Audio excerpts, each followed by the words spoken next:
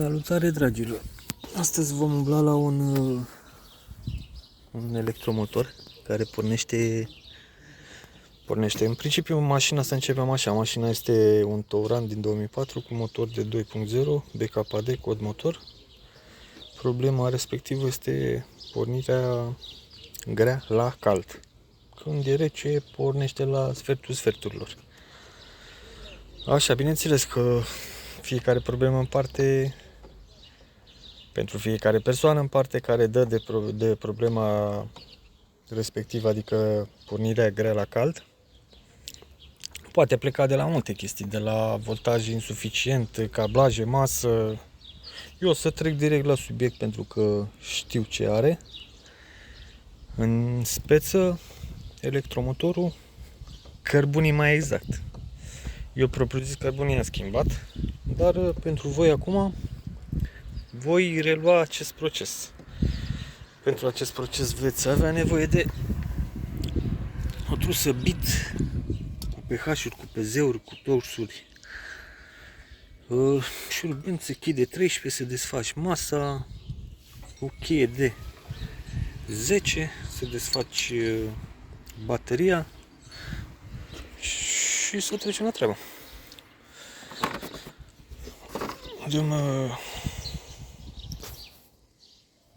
E cam greuț cu soarele ăsta. Dăm carcasa, da? O parte din carcasa bateriei.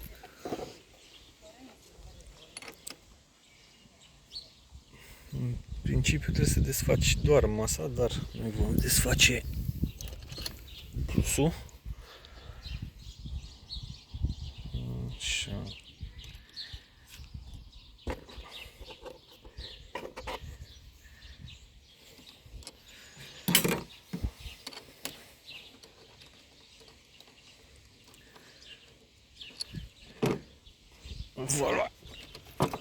Valua.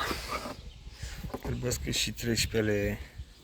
Nu știu dacă se vede. Da, se vede. Treci pe jos acolo. Ascuns.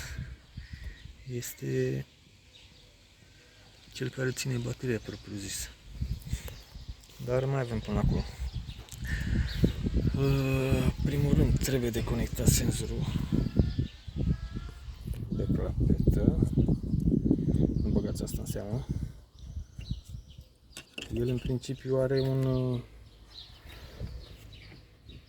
are aici o chestie de plastic pe care s-a întâmplat să o rup.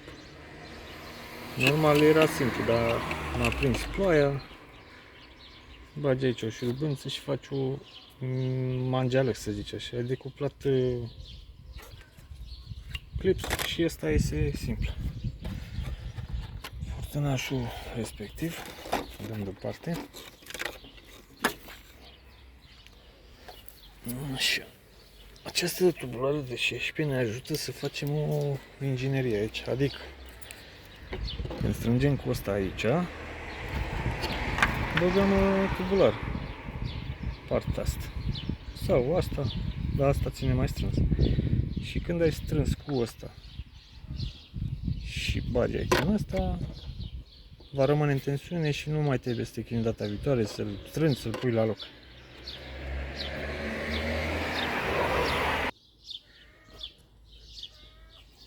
Pus pe pauză ca să găsesc o modalitate aici de a vă arăta cum.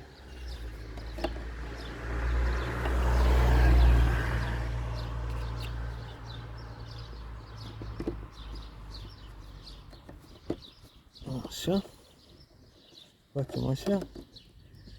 Zap. Și am scăpat de problemă. Bună. Deci facem șuruburile cu pH.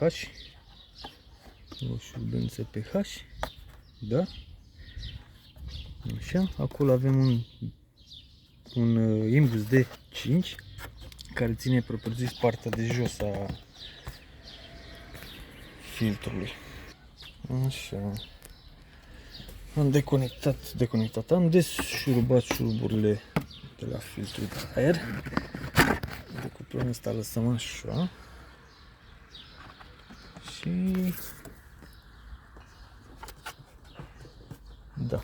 Se pare că m-am grăbit. Vechea zicală mireavastică treaba, dar nu-i bai. Avem două șuruburi astea mari lungi. Așa.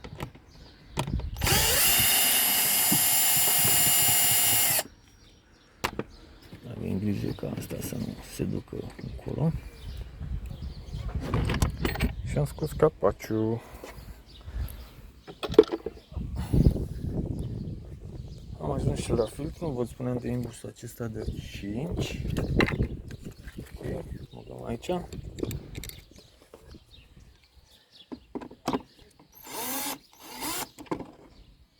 Care nu este de 5, probabil. Da, m-am uitat undeva, am luat din altă parte. De 5. Imbusul.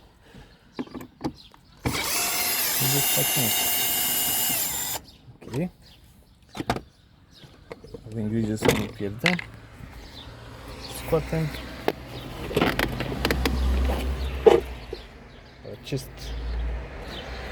această conexiune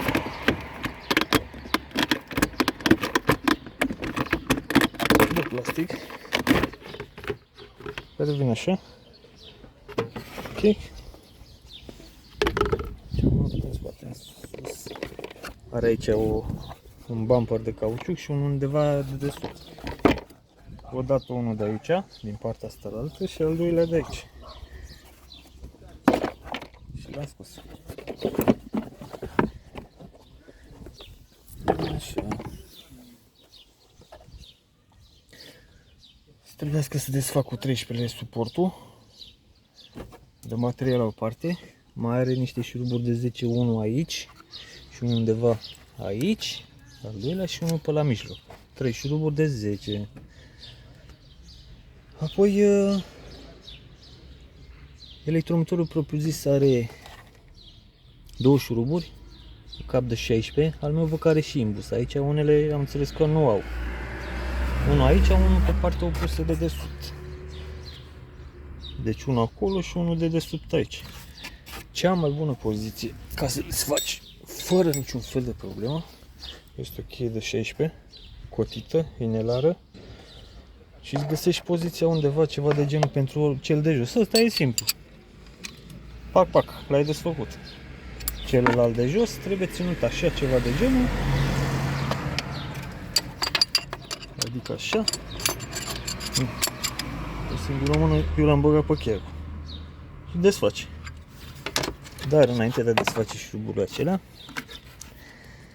desfacem conexiunea asta de aici, de la plusul bateriei care vine direct pe electromotor și pinul care vine tot la electromotor pe plus, cel subțin.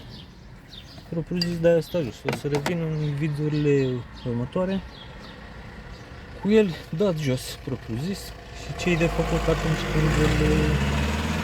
când l-ai dat jos.